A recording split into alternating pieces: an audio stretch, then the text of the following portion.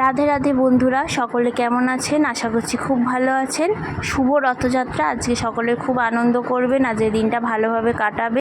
আজকে আমি গোপুর video share করব, মানে গোপুকে, রাধারানীকে আর বাড়ির অন্যান্য ঠাকুরদের আমি কিভাবে সেবা দিই বা সেবা করি সেই সবই শেয়ার করব। তো এখানে গোপুরা ঘুমোচ্ছে, রাধারানীও ঘুমোচ্ছে।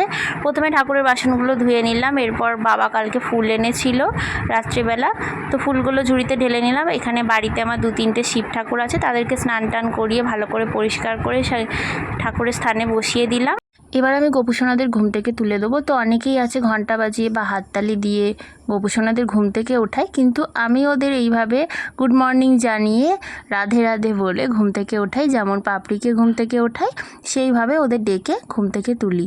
এরপর আমি রাধারানীকেও তুলে নেবো। তার আগে গোপুসোনাদের বিছানাটা একটু গুছিয়ে নিলাম। তারপর এই যে রাধারানীকে তুলছি, রাধারানীকেও সেম একইভাবে ঘুম থেকে তুলি।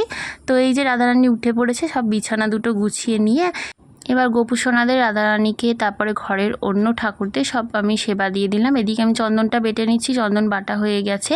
তো এবার আমি ফুলগুলো সব সাজিয়ে নিয়েছি। আমার কাছে সাদা চন্দনটা শেষ হয়ে গেছিলো, তাই আজকে সব ঠাকুরকে আজকে লাল চন্দনই পরিয়ে দিলাম। তারপর সব ঠাকুরকে আমি ফুল দিয়ে ভালো করে সাজিয়ে দিলাম। এরপর গোপুদের স্নান করিয়ে নেব। তো এখানে ওদের জামা কাপড় সব রেডি করে নিয়েছি। একটা গামলার মধ্যে তুলসী পাতা, চন্দন দিয়ে নিয়েছি। আমি গোপুদের আজকে প্লেন জলেই চান করাবো। এখানে আমি জল নিয়ে নিয়েছি, দিয়ে ওদের চান করিয়ে দিচ্ছি। গোপুদের স্নান করিয়ে নিয়ে আমি রাধারানীকে স্নান করিয়ে ওদের সকলকে রেডি করে দেবো সুন্দরভাবে। এই যে রাধারানীকে এবার স্নান করিয়ে দিচ্ছি। এই যে সুন্দর করে সাজিয়ে ফেলেছি। এবার ওদের চন্দন পরিয়ে দেবো। এরপর চন্দন পরানো হয়ে গেলে এবার তুলসী পাতা দিয়ে দেবো। আজকে অল্প করেই ফুল দিচ্ছি, কারণ হচ্ছে কালকে দেখেছিলাম ফুল দিয়ে প্রচণ্ড লাল পিঁপড়ে হয়েছিল, জানি না কেন পিঁপড়ে হচ্ছে, তাই আর বেশি ফুল দেবো না, অল্প করে ফুল দেবো আজকে।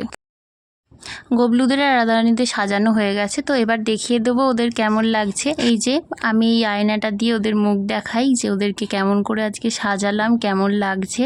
আমরা যেটা মুখ দেখি বন্ধুরা, সেরকম তো ওরাও দেখবে। বলুন ওদের কেমন লাগছে। এবার গবলু আর রাধারানীকে সাজাবার পর রথে জগন্নাথকে বসিয়ে তার পুজোটাও করে নিলাম। শুভ রথযাত্রা। সকলে খুব ভালো থাকবেন, সুস্থ থাকবেন। জয় জগন্নাথ, রাধে রাধে, জয় গোপাল।